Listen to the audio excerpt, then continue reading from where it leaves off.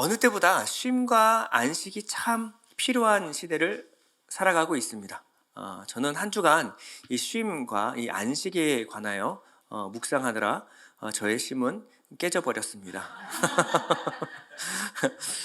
그러나 이 성경이 말하는 안식이 무엇인가를 이제 그 의미를 깨닫고 나서 몸은 좀 피곤하지만 마음의 쉼을 얻을 수가 있게 되었습니다. 오늘 여러분에게도 이 안식의 은혜가 함께 하기를 축원드립니다. 제가 사는 퇴초는요, 다른 지역에 비해서 시간이 느리게 가는 곳입니다. 퇴초는요, 자연의 소리가 아직 살아 있습니다. 까마귀 소리, 참새 소리, 개구리 소리, 참 다양한 자연들의 소리가 들리고요. 그리고 이름을 다 알 수도 없는 철새들이 논밭에 앉아서 쉬고 가곤 합니다. 그래서 산책을 하러 나와다 보면은 멍하니 산과 논을 한참을 쳐다보는 일이 많이 있습니다. 이 퇴촌살이가 참 좋은데 한 가지 이제 부작용이 있다면 도시에 가면 이 촌티를 감추질 못한다라는 것입니다. 퇴촌에 살다가 서울에 가면요, 이 북적거리는 사람들 이 소리 때문에 정신을 차릴 수가 없습니다. 이 사람들이 느리게 걷는 법을 잃어버린 것 같아요. 사람들이 무척이나 걷는 걸음의 템포가 빠르고요. 누가 뒤에서 쫓아오나 싶을 정도로 빨리 걷는데 익숙해 보입니다. 사람들이 섞여서 우리가 함께 걷다 보면은 나도 모르게 템포가 빨라지고 숨도 가빠지는 것을 느낄 수가 있습니다. 도심지에 가면 자연의 소리를 거의 들을 수가 없어요. 몇 분 후 버스가 도착합니다. 몇 분 후 지하철이 도착합니다. 건물마다는 자기 기업을 홍보하느라 한 번이라도 사람들의 시선을 더 끌려고 번쩍번쩍거리는 홍보물로 가득합니다. 어느 날은 서울 시내를 걷다가 보니까 이 큰 빌딩 옆에 어떤 커다란 디지털 시계 하나가 붙어 있는 것을 보았습니다. 이 시계는 우리가 알고 있는 분, 초만 있는 것이 아니고 100분의 1초 단위로 시계를 보여주고 있었어요. 도대체 이거를 왜 보여주고 있을까? 그런데 그 이유를 알기가 어렵지는 않았습니다. 사람들은 시계를 보는데 무척이나 익숙해져 있었어요. 그래서 이 시계를 멍하니 쳐다보다가 가는 사람들이 눈에 많이 띄었습니다. 이 시계를 계속 멍하게 쳐다보면요, 마음이 점점점 급해집니다. 제 눈에는 이 100분의 1초 단위로 숫자가 바뀌는 이 시계를 한참을 바라보니까 시계가 이렇게 외치고 있는 것 같은 느낌이 들었습니다. 좀 더 빨리, 더 서둘러, 더 치열하게, 더 바쁘게 살아야 돼. 네가 지금 멍하게 쳐다보고 있는 이 시간조차 지금 너의 시간은 흘러가고 있어. 끝없이 우리를 바쁘게 만들고 있었어요. 이 시간은 굉장히 특이한 특성을 갖고 있는데요, 시간을 셀수록 점점 쫓긴다라는 겁니다. 시간 단위를 드문드문하게 인식하면 삶은 훨씬 더 여유로워집니다.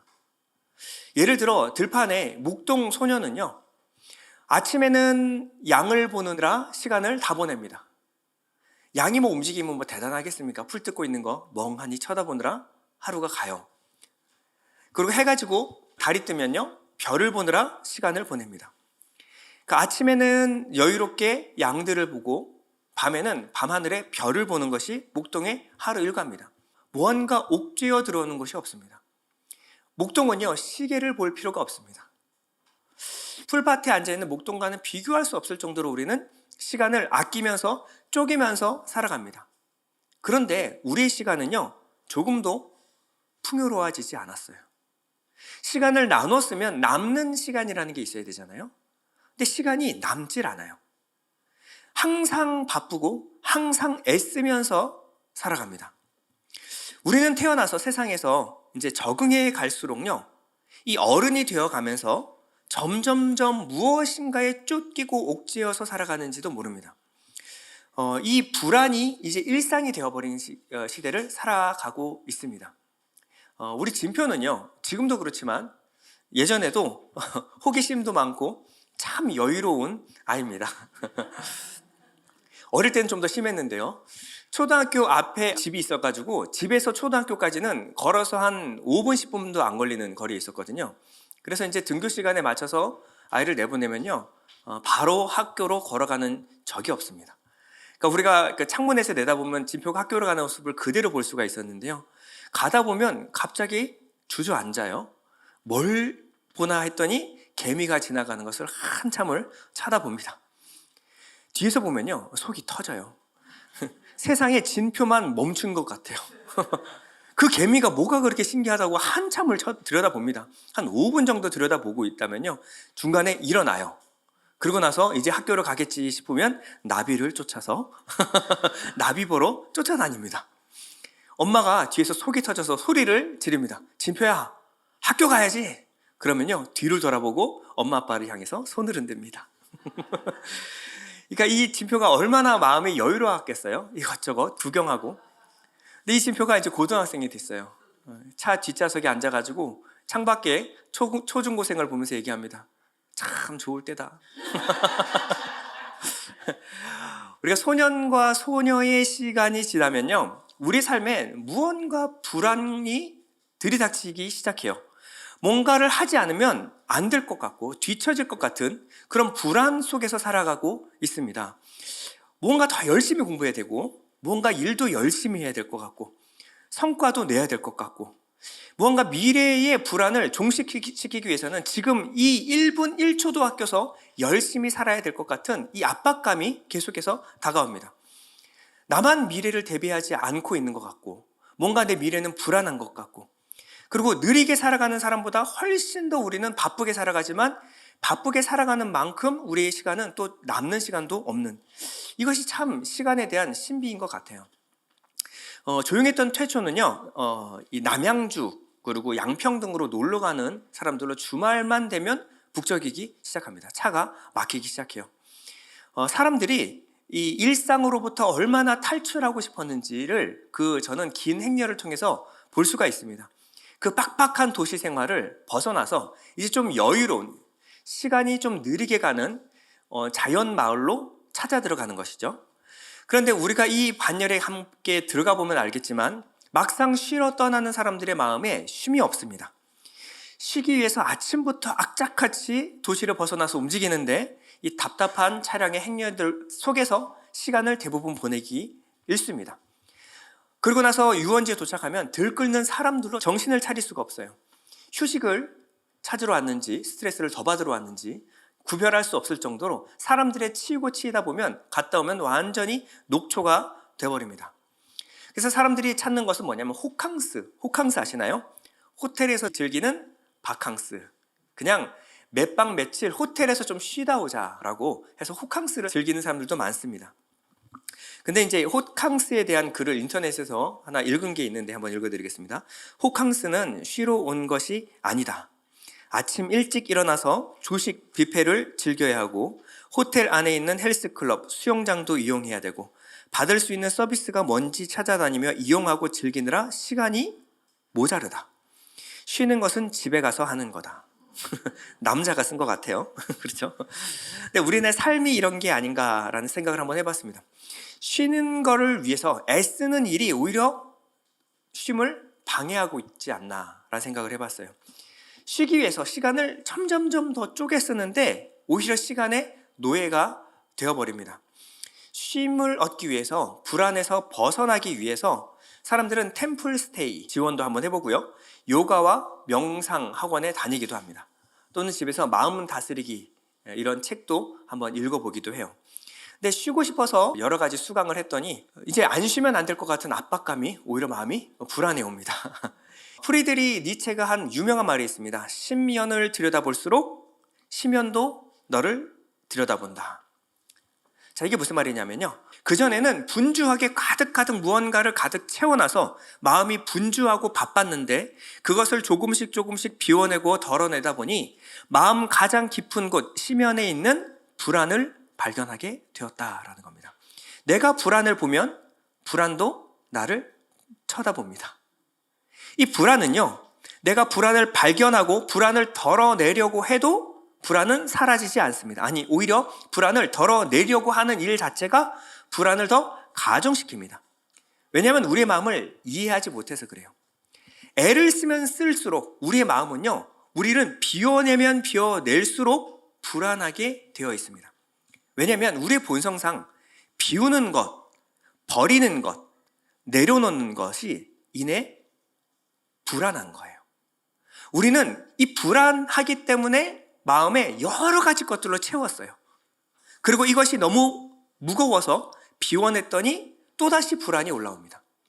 그리고 그것을 또 다른 것으로 덮어버리려고 하죠. 우리 마음은 비운다고 비워지는 것이 아닙니다.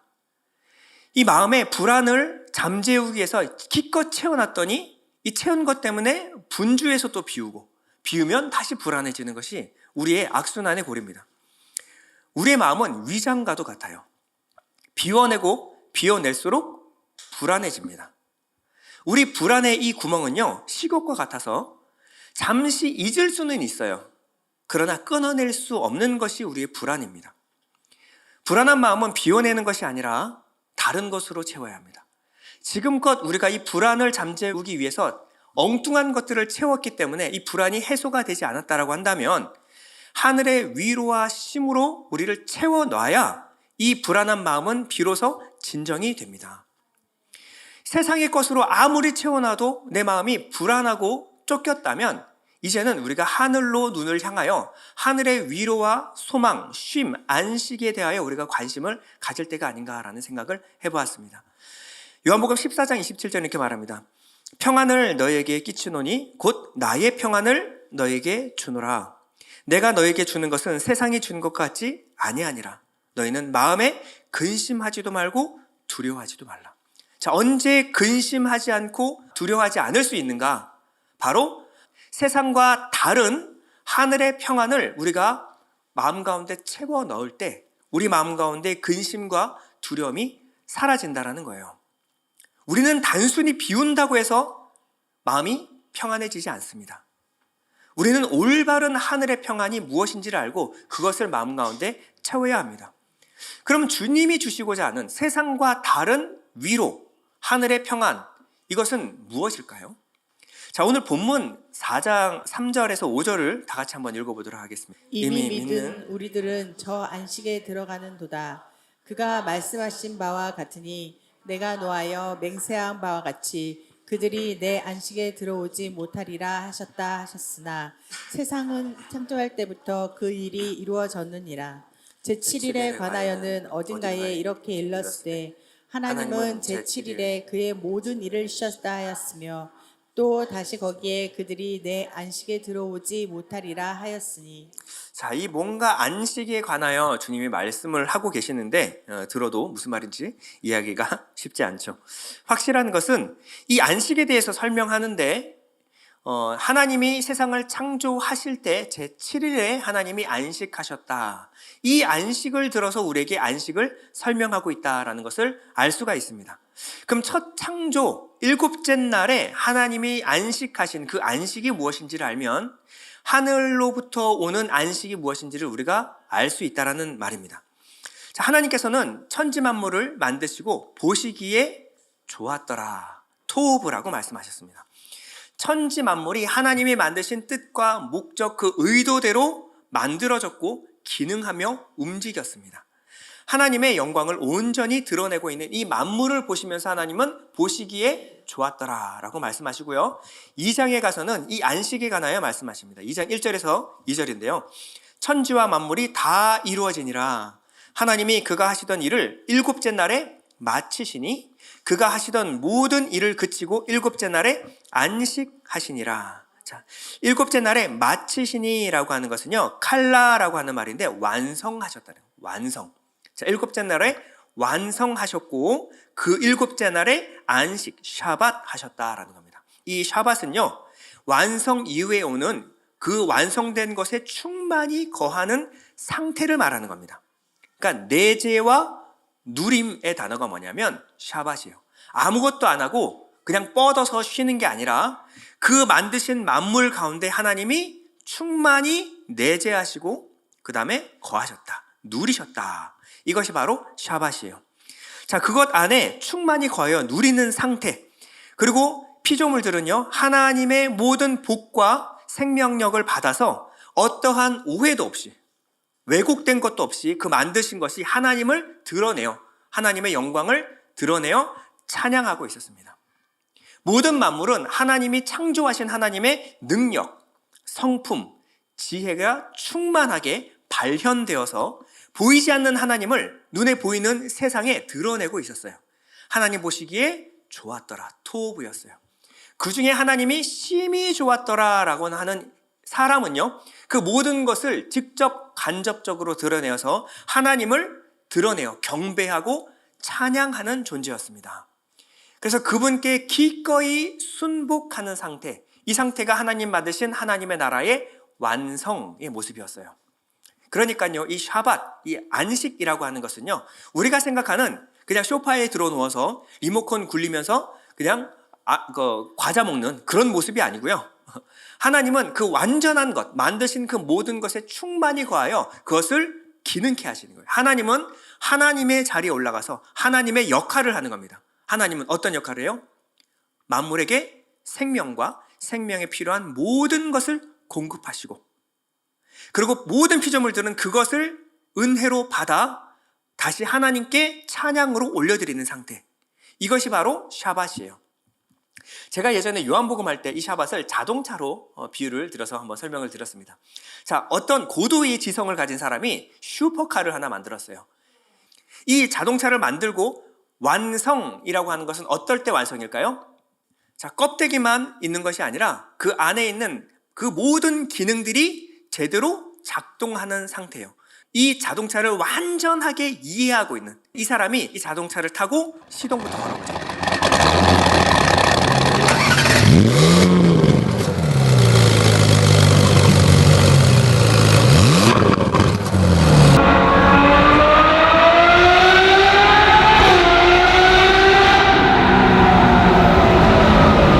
자, 이때 느껴지는 이 감격이 토부예요.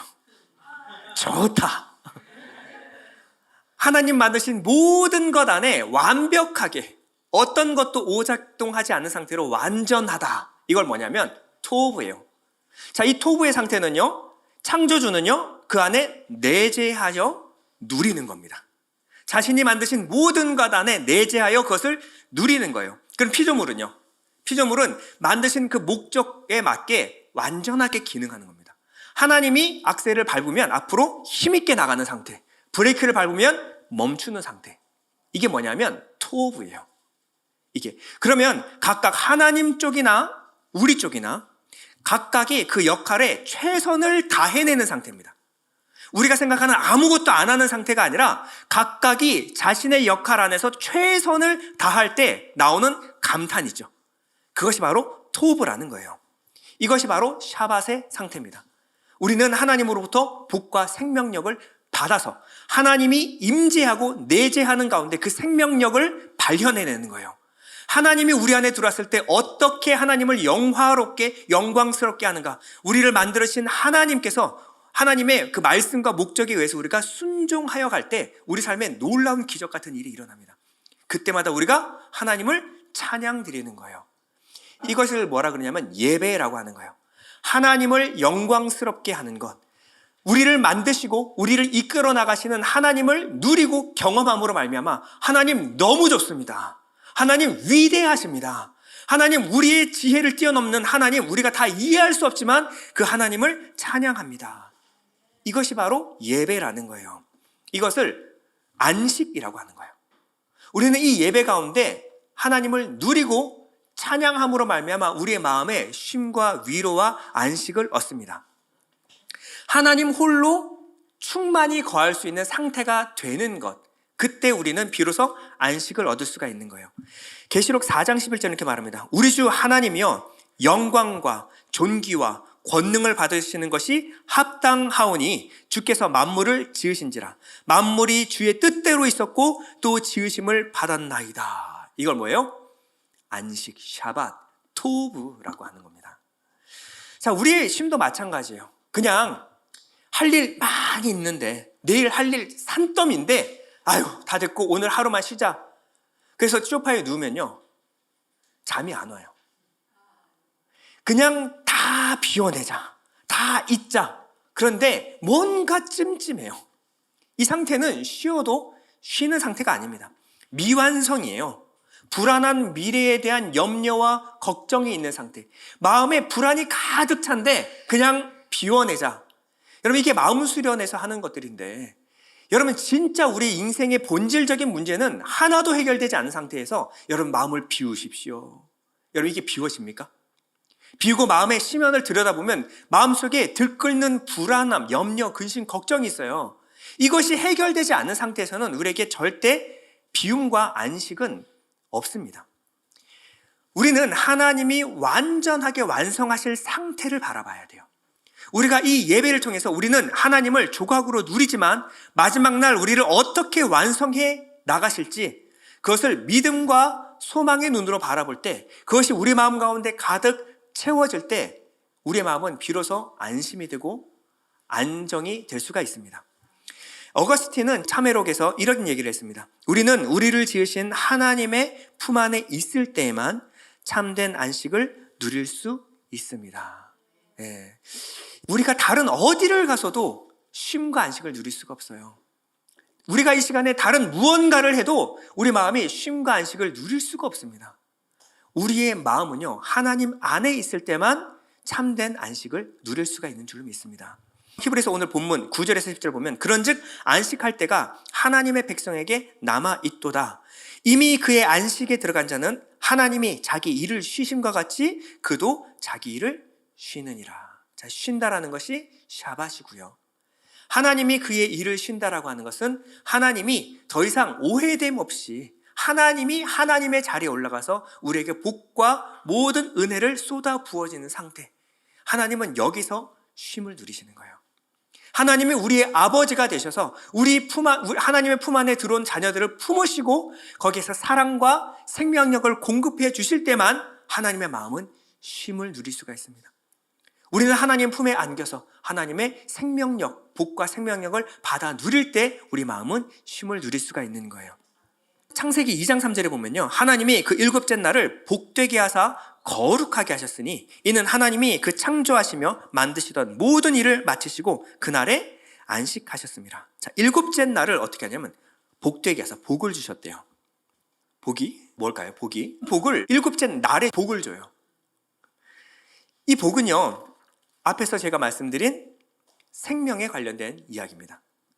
복은 항상 이 복을 받으면 생육하고 번성하게 돼요. 그러니까 하나님의 복을 받아야 생육과 번성이 일어나는 겁니다. 복은요, 하나님이 생명을 주시고요, 그 생명에 필요한 모든 것을 주시는 것을 복이라고 하는 겁니다. 그렇게 하나님이 공급해 주셔야 우리는 생육하고 번성할 수 있는 겁니다. 이 성경이 말하는 복은요, 하나님의 공급하시는 생명과 관계에 있어요. 그러면 일곱째 날에 복을 주셨다. 그러면 일곱째 날에 하나님이 복, 이 생명에 관한 비밀을 심어두셨다라는 겁니다. 자, 생명과 생명에 관한 비밀을 일곱째 날에 심어두셨다. 어떤 걸까요? 예, 생명에 관한 것, 바로 복음이죠. 예, 복음이라는 씨를 심어두신 거예요. 안식일에 복을 담아두셨다. 복음이라는 생명에 관련된 이 비밀을 심어두셨다. 하나님은 완성될 그날을 우리에게 보여주시고 그것을 바라보고 소망하게 하셨어요. 왜? 그 안에 생명에 관한 비밀이 있기 때문에. 그 완전한 시간, 완전한 안식의 시간에 우리의 생명의 비밀이 있습니다. 그렇기 때문에 우리는 이 하나님의 나라 완성에 관하여 우리가 배우고 알고 소망해야 되는 거예요. 자, 하나님은 일곱째 날에 완성하셨음에도 불구하고 우리가 그것을 바라볼 수 없는 것은요, 우리의 죄로 인해서 우리가 타락했기 때문에 그렇습니다. 자, 우리는 이 안식을 빼앗겨 버렸어요. 이 안식이 뭐라 그랬죠? 하나님으로 내재하고 충만히 거하는 상태. 하나님이 복과 생명을 부어주는 상태. 여기서 끊어져 버린 거예요. 자, 이 죄인의 상태를 창세기는 어떻게 말하냐면요, 창세기 3장 23절인데요.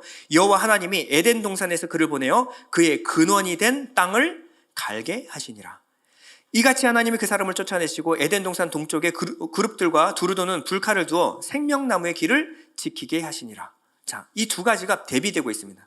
뭐냐면 그의 근원이 된 땅을 갈게 하셨어요. 안식이 깨져버린 상태입니다. 그리고 나서 생명나무의 길을 막아버리셨습니다. 자, 복과 생명.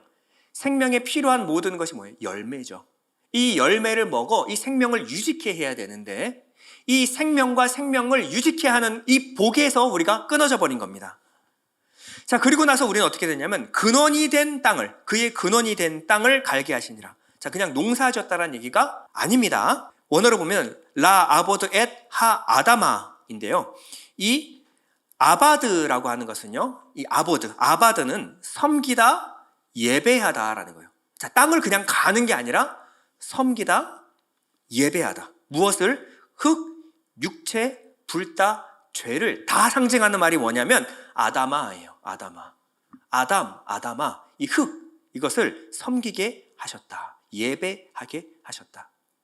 자, 예배가 뭘까요?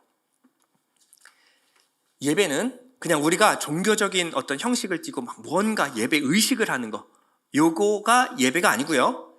우리가 무엇을 가치로 상정해서 그것을 내 마음에 채우는가, 무엇이 내게 필요한지 그것을 가치 있게 여겨서 그 가치를 높이고 그것을 내 마음에 채우는 이 형식을 뭐라 그러냐면 그것을 예배라고 합니다. 여러분들은 세상의 다른 모든 것보다 하나님이 귀해서 하나님이 주시는 것들을 가치 있게 여겨서 그것을 월스쉽하는 겁니다. 나는 하나님이 없으면 안 됩니다. 하나님으로 여러분들의 마음을 채우는 것, 이것을 뭐라 그러냐면 예배라고 하는 거예요. 그래서 예배를 월스쉽이라고 하는 거예요. 여러분들이 무엇을 가장 높은 가치로 생각하느냐, 그것이 여러분들이 섬기는 것이고 그것이 여러분들이 예배하는 것입니다. 근데 인간들은 뭘 예배했냐면 이 땅의 것을 예배하기 시작했어요. 흙, 그리고 인간, 사람, 세상에 하나님으로 채워져야 될, 하나님으로 가득 채워졌을 때 우리의 마음은 안식과 쉼을 누립니다. 근데 우리의 마음이 다른 것으로 채워지는 것, 이것을 말하면 월스십하고 있는 거예요. 그러면 이 관점에서 보면 세상 모든 사람들은 다 예배하고 있는 겁니다. 예배하고 있는 거예요. 열심히 뭘 하고 있어요? 열심히 나가서 그의 마음의 빈자리를 돈으로 채우고 있고요. 열심히 나가서 멋진 집으로 채우고 있고, 멋진 차로, 멋진 외모로, 멋진 명품들로, 어떤 공부로, 사람으로, 다양한 방법으로 월스십하고 있는 거예요. 뭐 하고 있냐면 내 마음에 채우고 있는 겁니다. 내 시간들을 가득가득 채워넣어요. 무엇으로? 내가 가치 있다라고 생각하는 우선순위로 채우고 있는 겁니다. 왜 그럴까요? 목이 말라서 그렇습니다. 내 마음이 불안해서 그래요. 이 불안의 근본을 우리가 보고 싶지 않아요. 그래서 여러 가지 것들로 채워서 내 마음의 불안함을 떨쳐버리려고 하는 겁니다. 여러 모양의 예배죠, 이게. 그래서 나는 이 불안에서 벗어난 나를 상정하고 내가 이것을 가지면 나는 불안하지 않은 안전한 내가 될 수 있어. 나는 무언가 내가 되고 싶은 내가 되려면 이것이 있어야 돼. 가치를 상정하기 시작했어요. 이것이 선악과를 먹은 사람들의 특징입니다. 내가 선하다고 하는 것을 선이라고 생각하고 내가 악하다고 하는 것을 악으로 상정해서 내가 선이라고 하는 것을 열심히 추구하며 살아가는 상태, 이것을 예배라고 하는 거예요. 이런 상태에서 하나님이 채워져야 될 자리에 다른 것으로 채웠을 때 그 자리가 괜찮을까요? 그럴 수가 없죠. 그 마음에 쉼이 없는 겁니다. 이것으로 채워봤는데 잠깐은 쉼이 와요. 하나님의 조각, 흔적을 담았거든요. 모든 풍요 가운데 풍요로우신 하나님의 조각이 바로 돈입니다. 그러나 돈은 하나님을 대체할 수는 없어요. 돈으로 채웠더니 잠깐 마음이 기쁘죠. 그러나 이내 식상해집니다. 하나님의 형상을 담은 사랑으로 채워놨더니 사람이 주는 인정과 칭찬, 사랑, 위로로 채웠더니 마음이 이내 괜찮아지는 것 같았어요. 근데 하나님의 자리를 사람이 대체할 수는 없습니다. 하나님 대신 채웠던 것은 조금만 지나면 더 큰 갈증으로 와요. 더 큰 목마름으로 찾아옵니다. 하나님은 예레미야서 2장 13절에 이렇게 말합니다. 내 백성이 두 가지 악을 행하였나니 곧 그들이 생수의 근원되는 나를 버린 것과 스스로 웅덩이를 판 것인데 그것은 그물을 가두지 못할 터진 웅덩이들이니라. 이 터진 웅덩이에 여러 가지 것들을 아무리 채워놔봤자 그것은 이내 물이 빠져버리고 말아요. 채워넣는 수구가 무색할 정도로 물은 빠지고 이제는 그 구멍은 더 깊어집니다. 더 아무리 채워도 우리의 시간이 모자라요. 분주해집니다.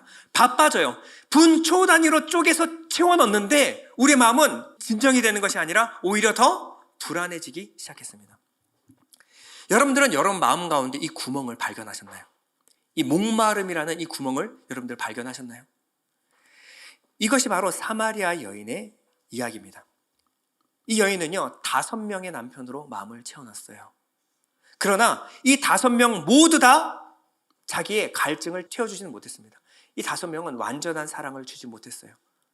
자기의 이기적인 마음을 채우고 나서 초계같이 버려버립니다. 이제 6번째 남자랑 살고 있지만 이 남자도 자기의 갈망을 채울 수 없다는 것을 이제 여자는 알아요.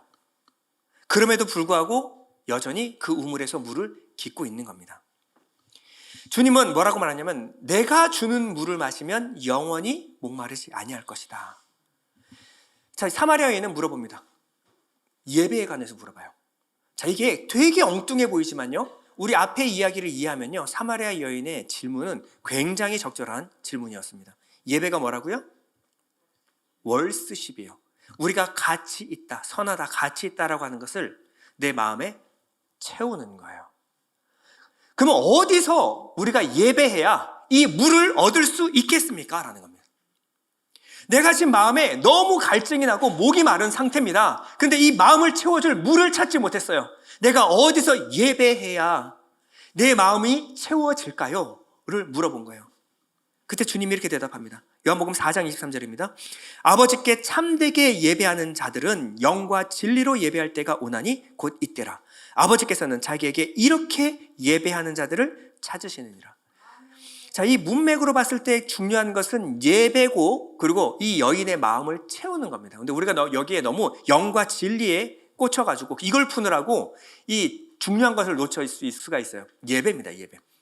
무엇을 예배하느냐가 중요하지 어디서 예배하느냐가 중요하지 않다라는 거예요. 저 산에서 이 산에서 예배하는, 저 산에 가면 네 마음이 채워지고 이 산에서는 안 되고, 그런 내용이 아니라는 거예요. 이 교회냐 저 교회냐가 아니라는 겁니다. 중요한 것은 내가 무엇을 예배하고 예배를 통하여 내 마음에 무엇을 채워넣기를 원하느냐입니다. 여러분들은 예배를 통해서 무엇을 얻기 원하십니까? 이 예배를 통해서 여러분 마음은 언제 마음의 만족과 쉼을 얻을 수가 있죠? 네. 하나님을 예배할 때, 여러분 마음에 하나님을 채울 때 여러분들의 마음에 비로소 쉼이 있는 거예요. 만족이 있는 겁니다. 예수님이 사마리아 여인에게 말하는 건 뭐예요? 너가 하나님을 예배하는 것이 중요하지, 네가 이 산 저 산에서 예배하는 행위가 중요한 게 아니야. 하나님을 예배할 때 무엇이죠? 영과 진리의 말씀을 채워주실 것이다 라는 거예요. 이 물, 생수는요, 하나님의 살아있는 말씀입니다. 우리가 하나님으로 내 마음을 채우러 갈 때 하나님은 우리 마음 가운데 생수를 넣어주시는 거예요. 이 생수가 뭐예요? 생명의 말씀, 생명의 떡, 생명의 과일, 생명나무의 열매를 우리에게 먹여주시는 겁니다. 우리는 어떻게 해서 이 끊어졌던 하나님의 복과 생명을 누릴 수가 있을까요? 하나님을 예배함으로 말미암아 하나님의 생명의 말씀을 내 마음 가운데 채워 넣음으로 내 마음에 쉼과 평안과 안식을 얻을 수 있다라는 말입니다. 이걸 위해서는요, 여러분들이 지금까지 잘못 파고 있었던, 스스로 팠던 웅덩이를 메꿔버려야 돼요. 가두지 못할 이 웅덩이를 포기하고 기꺼이 내어놔야 합니다. 거기는 아무리 쏟아 부어봤자 결국 빠져버릴 뿐이에요. 갈라디아서 5장 24절에 이렇게 말합니다. 그리스도 예수의 사람들은 육체와 함께 그 정욕과 탐심을 십자가에 못 박았느니라. 하나님의 말씀을 아무리 부어줘도 가두지 못할 웅덩이가 있어요. 왜 그럴까요? 내 마음에 탐심과 정욕이 있으면요, 하나님의 말씀마저도 결국 그쪽으로 흘러버려요. 하나님 말씀을 아무리 부어넣어도 내 정욕과 탐심을 위하여 채워넣으니 이것이 어떻게 그쪽으로 다 흘러버리는 겁니다. 그래서 주님이 오셔서 뭐 하냐면 십자가를 통하여 그 정욕과 탐심을 제어버리신 거예요. 그 구멍이 메꿔져야 그때 하늘의 생명수가 담겼을 때 우리 마음 가운데 차오름을 경험하게 되는 겁니다. 이 무적행 같은 탐심은요, 아무리 갖다 부어도 채워지지 않기 때문에 그렇습니다.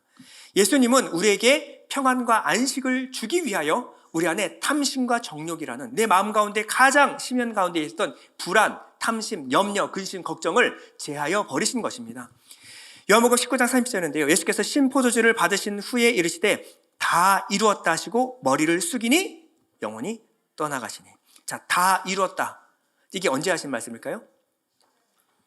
일곱째 날 하나님이 천지를 다 완성하시고 다 이루었다. 칼라 하시고 완성하시고 다 이루었다. 이 상태가 무슨 상태예요? 샤바트, 안식입니다.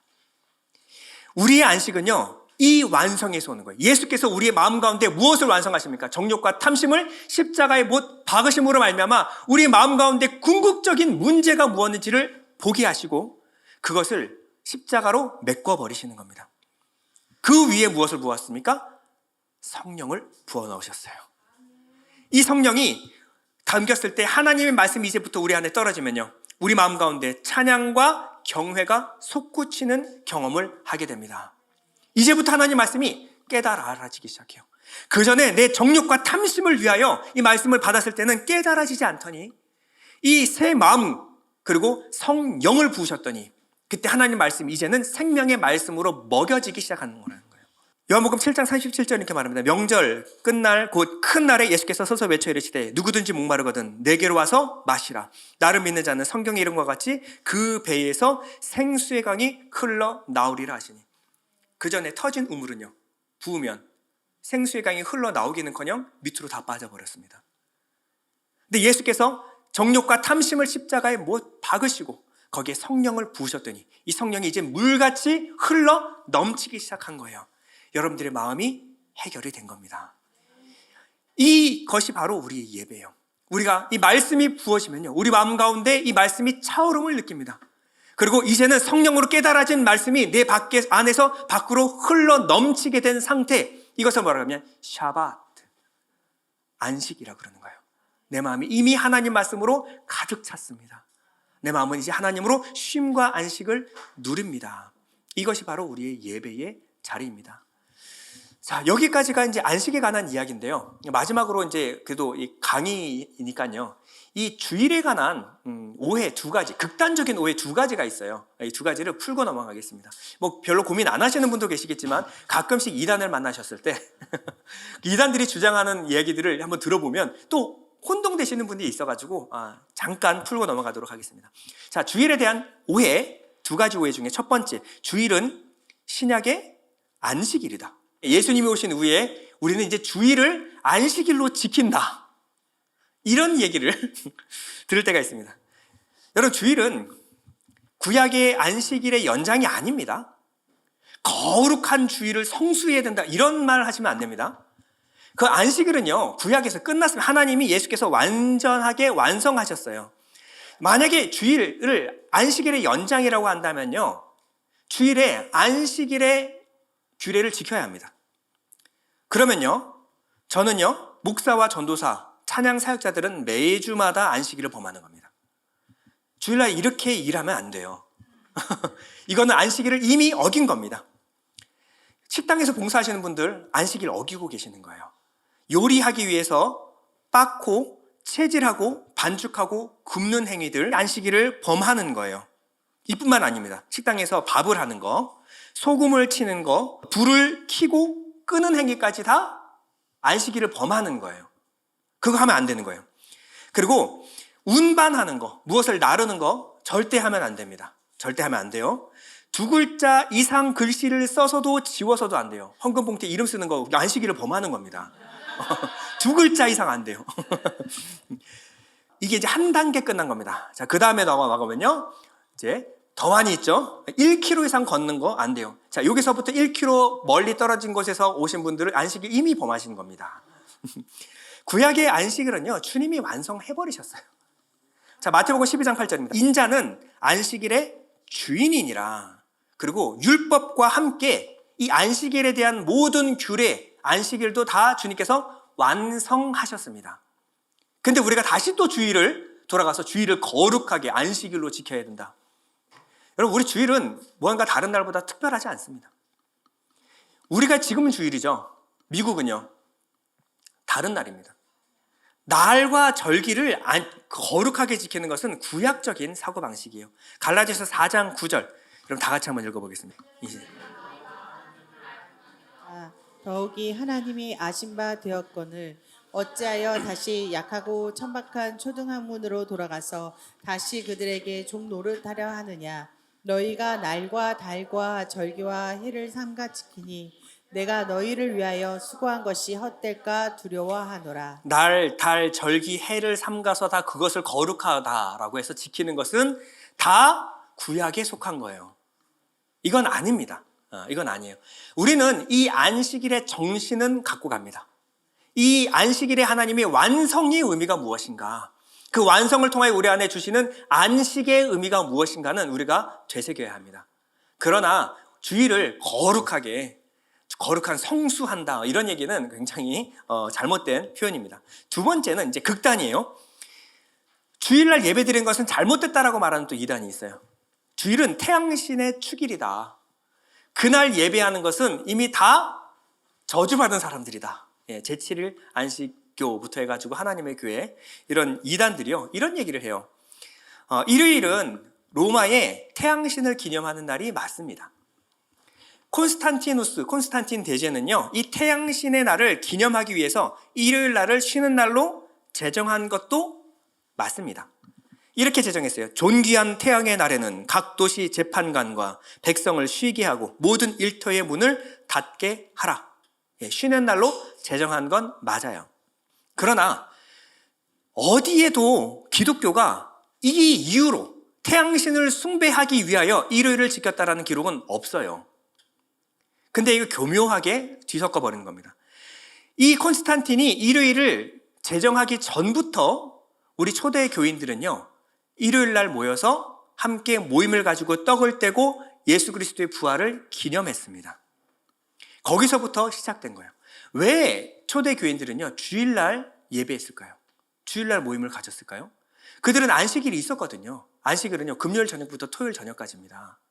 그때 안식일이 있었는데 그들은 굳이 안식 후 첫날이라고 해서 토요일 저녁부터 해서 주일 저녁까지를 모여서 함께 떡을 떼며 나누고 교제했어요. 왜 그랬을까요? 특별한 이유가 있습니다. 자, 예수님이 돌아가신 때는요 AD 30년 니산월 6월절이죠. 수요일 오후 3시에 돌아가셨습니다. 자, 성금요일이라서 금요일 돌아가신 것이 아니라 수요일 오후 3시에 십자가에서 죽으시고 3시에서 7시 사이 무덤으로 들어가셨습니다. 예수님은 유월절 양 잡는 바로 그 시간에 유월절 양이 되어 돌아가신 것이 맞습니다. 그리고 밤낮 3일 무덤에 계셨고요. 정기 안식 후 첫날 부활하셨습니다. 이 부활이 언제일까요? 자, 예수님이 죽으시고 난 뒤에 유월절부터 해서 바로 시작되는 것이 뭐냐면 무교절입니다. 무교절 기간 중 첫 정기 안식일 이후에 안식 후 첫날 뭐 하냐면 초실절이에요. 초실절은요 첫 수확, 처음 익은 보리 수확의 한 단을 하나님께 흔들어서 요제로 올려드리는 날입니다. 무슨 의미일까요? 이 첫 열매를 하나님께 드림으로 남은 모든 추서도 하나님께 바쳐진다라는 것을 상징하는 겁니다.